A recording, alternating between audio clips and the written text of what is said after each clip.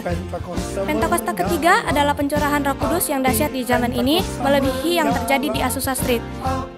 Pentakosta ketiga akan mengakibatkan penuaian jiwa yang terbesar dan yang terakhir sebelum Tuhan Yesus datang kembali. Pentakosta ketiga akan membangkitkan generasi Yeremia, yaitu anak-anak muda yang dipenuhi Roh Kudus, cinta mati-matian kepada Tuhan Yesus, tidak kompromi terhadap dosa, dan akan bergerak untuk memenangkan jiwa. Pentakosta ketiga lahir di Indonesia dan bergerak ke bangsa-bangsa. Gerakan ini dari timur ke barat dan akan kembali ke Yerusalem. Pentakosta ketiga akan memberikan kuasa untuk menyelesaikan amanat agung, dan setelah itu Tuhan Yesus datang kembali. Adik-adik, sebelum kita mau mulai ibadah kita bersatu di dalam doa. Tuhan Yesus yang baik, terima kasih Bapa buat kebaikan Tuhan yang masih Kau berikan untuk setiap kami, sehingga kami dapat melakukan ibadah online kami Tuhan. Tuhan berkati ibadah kami dari awal pertengahan hingga akhirnya. Roh Kudus, hadirlah Tuhan di ibadah kami ini. Hanya di dalam nama Tuhan Yesus Kristus sama-sama kita katakan amin. Shalom adik-adik semuanya. Shalom. Yang siap mau memuji Tuhan sama-sama, pasukan Kristus siap. Yeay. Kita mau memuji Tuhan, kita nyanyikan setinggi-tingginya lagi.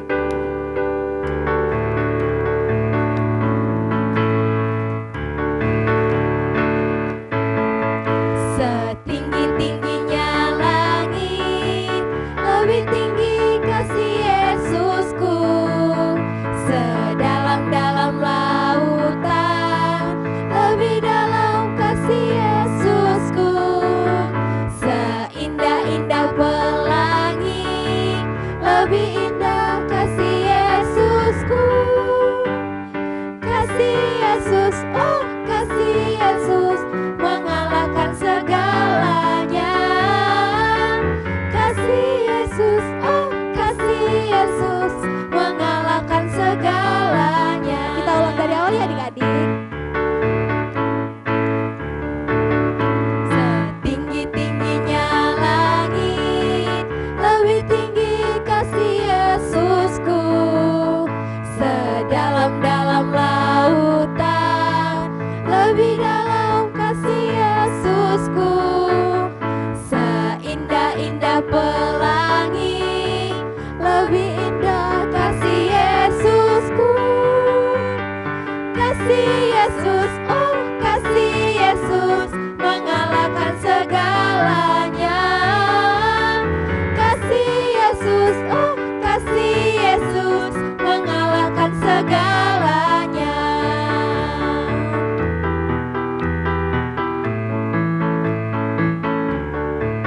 Kasih Yesus itu indah kan adik-adik? Setinggi-tingginya langit, lebih tinggi kasih Yesusku. Sedalam-dalam lautan, lebih dalam kasih Yesusku. Seindah-indah pelangi, lebih indah kasih Yesusku. Kasih Yesus, oh kasih Yesus, mengalahkan segalanya. Kasih Yesus, oh kasih Yesus, mengalahkan segalanya. Kasih Yesus, oh kasih Yesus, mengalahkan segalanya.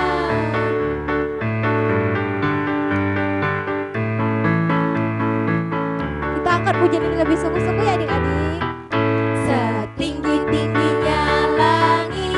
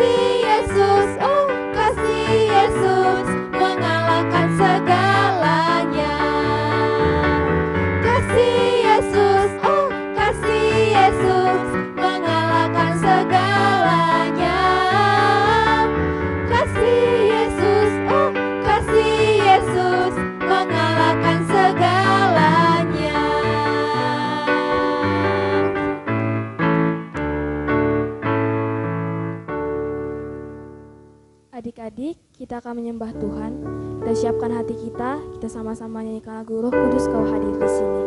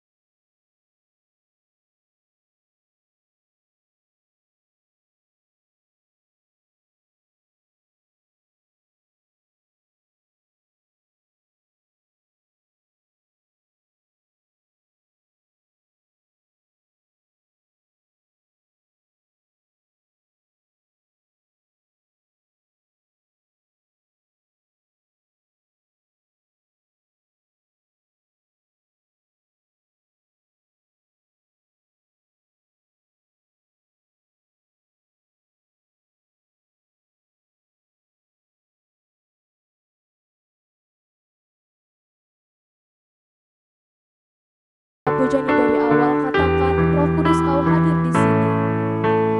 Roh Kudus Kau hadir di sini. Roh Kudus ku mengasihimu.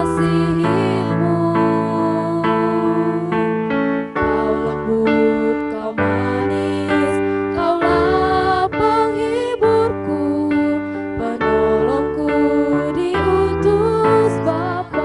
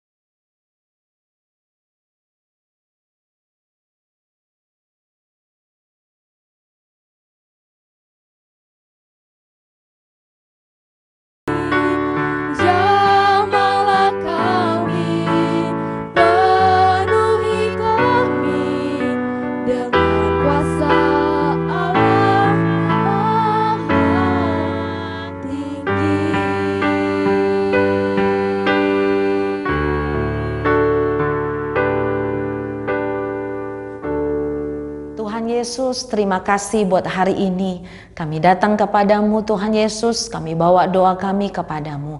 Kami mengangkat tangan kami buat bangsa Indonesia. Tuhan Yesus, terima kasih buat bangsa kami. Sayangi bangsa kami. Tuhan Yesus, berkati untuk presiden dan wakil presiden dan semua para menteri dan semua para pemerintahan yang ada. Tuhan Yesus yang berkati, takut akan Tuhan buat bangsa ini. Berkati bangsa ini sehingga orang-orang mencari Tuhan Yesus. Semua orang akan mendengar tentang Tuhan Yesus. Berkati bangsa Indonesia. Kami berdoa untuk tahun depan di mana pemilihan presiden dan para kepala para daerah. Tuhan berkati sehingga semuanya boleh berjalan dengan aman. Shalom Indonesia. Berkati presiden yang nasionalis, Pancasilais, juga toleran Tuhan Yesus, sehingga presiden yang takut akan Tuhan akan ada buat bangsa ini. Tuhan berkati juga semua kepala daerah yang terpilih, orang-orang yang takut Tuhan dan Tuhan yang memberkati. Terima kasih Tuhan Yesus. Kami juga berdoa buat Opa Niko, juga semua wakil-wakil dan keluarga besar. Kami juga berdoa buat Opa Gede, juga wakil-wakil dan keluarga besar. Kami juga berdoa buat Kak Gimen, Tuhan yang memberkati bersama kakak-kakak pelayan Geri 12. Tuhan yang memberkati. Kami juga berdoa Tuhan Yesus buat papa mama kami. Sayangi mereka, berkati mereka dimanapun mereka berada. Dalam masa-masa sulit apapun, Tuhan buka jalan. Terima kasih Tuhan Yesus. Kami juga berdoa untuk sepanjang kami minggu-minggu sekolah, bahkan mempersiapkan ujian akhir. Tuhan yang memberkati, Tuhan yang menolong, sehingga kami semua ditolong Tuhan dan kami menyelesaikan semester demi semester dengan pertolongan Tuhan. Terima kasih buat hari ini. Kami bersyukur, kami juga berdoa biarlah banyak anak-anak akan mengenal Tuhan Yesus. Mereka akan mendengar firman Tuhan dan boleh dimenangkan oleh Tuhan Yesus, dan mereka boleh menjadi jiwa-jiwa yang diselamatkan, sehingga apa yang menjadi kerinduan kami dan kerinduan Tuhan, surga harus penuh itu terjadi. Terima kasih Tuhan Yesus. Tuhan Yesus, kalau sebentar lagi juga kami mau dengar firman Tuhan, berkati kami, telinga seorang murid kami mendengar dan kami boleh melakukannya. Berkat-Mu atas semua kami, dan semua kami akan mendengar dengan baik, dan Tuhan yang campur tangan. Terima kasih. Dalam nama Tuhan Yesus kami berdoa, sama-sama kita katakan amin. Shalom adik-adik. Kakak happy banget hari ini karena bisa berjumpa kembali dengan adik-adik semua. Happy nggak? Happy ya. Nah, hari ini kita akan belajar firman Tuhan yang berjudul penghibur. Kakak ulangi, penghibur. Nanti adik-adik baca firman Tuhannya di Yohanes pasal 14 ayat 15 sampai 31 dan Yohanes pasal 15 dan 16. Mari semua perhatikan ke depan. Nah, pernahkah adik-adik melihat seorang anak seperti ini? Apanya? Sepertinya anak ini sedang sedih. Ya, kenapa ya? Adik-adik tahu kenapa?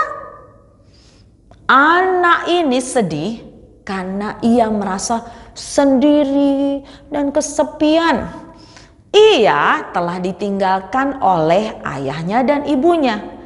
Ia seorang anak yatim piatu, kasihan ya. Pernahkah kalian sesedih anak ini karena kesepian dan ditinggalkan? Pernahkah? Tapi nggak sesedih itu deh, ya kan? Nah, hari ini kakak mau adik-adik tahu bahwa yang sedih, merasa ditinggalkan, seorang diri dan kesepian bukan cuma anak ini, karena dia nggak punya papa mama. Tapi juga ada 12 orang yang merasa sedih. Siapakah mereka? 12 orang nih, 12 orang. Lihatlah gambar ini. Wah, ada apa ya? Kenapa mereka mukanya sedih? Adik-adik mau tahu ceritanya? Mau dong. Nah, sekarang semuanya duduk dengan tertib dan dengarkan kakak. Ke-12 orang itu adalah murid-murid Tuhan Yesus. Ingat, mereka adalah murid-murid Tuhan Yesus. Murid-murid ini merasa sangat sedih dan sendiri. Kenapa ya? Karena mereka berkali-kali mendengar bahwa Tuhan Yesus yang mereka kasihi, yang selama ini membimbing, mengajar mereka, akan segera meninggalkan mereka. Selama ini Mereka sangat senang dekat Tuhan Yesus. Tuhan Yesus mengajarkan mereka untuk saling mengasihi, saling melayani, saling mendoakan. Mereka teringat masa-masa di mana Tuhan mengajarkan banyak hal kepada mereka. Ada yang buta melihat, ada yang lumpuh berjalan, ada yang tuli mendengar, bahkan yang mati hidup kembali. Betapa bahagianya waktu-waktu itu. Tapi sekarang telah berkali-kali Tuhan Yesus berkata bahwa Tuhan Yesus akan meninggalkan mereka. Tuhan akan pergi ke rumah Bapa. Apa yang mereka lakukan setelah nanti Tuhan Yesus tidak ada lagi? Siapa yang akan membimbing mereka? Haruskah kami kembali kepada pekerjaan yang semula? Ada yang jadi nelayan, pemungut cukai. Sepertinya tidak mungkin. Jadi bagaimana ini? Demikian pemikiran murid-murid. Kami pasti sendiri, ditinggalkan dan kesepian. Kakak ulangi pemikiran murid-murid Tuhan Yesus tadi ya.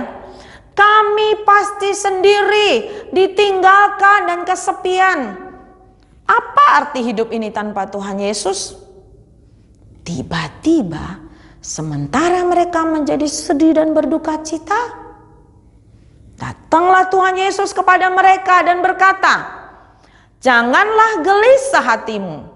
Aku akan minta kepada Bapa dan Ia akan memberikan kepadamu seorang penolong yang lain, supaya Ia menyertai kamu selama-lamanya, yaitu Roh kebenaran. Dunia tidak dapat menerima roh kebenaran itu, sebab dunia tidak melihat roh kebenaran dan tidak mengenal roh kebenaran. Tetapi kamu mengenal Dia, sebab roh kebenaran menyertai kamu dan akan tinggal diam di dalam kamu. Aku tidak akan meninggalkan kamu sebagai yatim piatu. Aku datang kembali kepadamu." Adik-adik yang disayang Tuhan Yesus, saat itu murid-murid Tuhan Yesus masih belum terlalu mengerti siapakah roh kebenaran itu. Tapi akhirnya kelak mereka akan mengerti. Roh kebenaran itu adalah Roh Kudus. Roh Kudus itu adalah Tuhan sendiri. Roh Kudus akan tinggal di dalam hidup murid-murid Tuhan Yesus, termasuk kakak dan juga adik-adik semuanya. Kita tidak akan pernah sendirian lagi, karena Tuhan Yesus berkata bahwa Roh Kudus akan menyertai kita dan tinggal di dalam kita. Dan bukan cuma itu loh adik-adik, suatu hari kelak Tuhan Yesus berjanji akan datang kembali. Wah, bahagia sekali.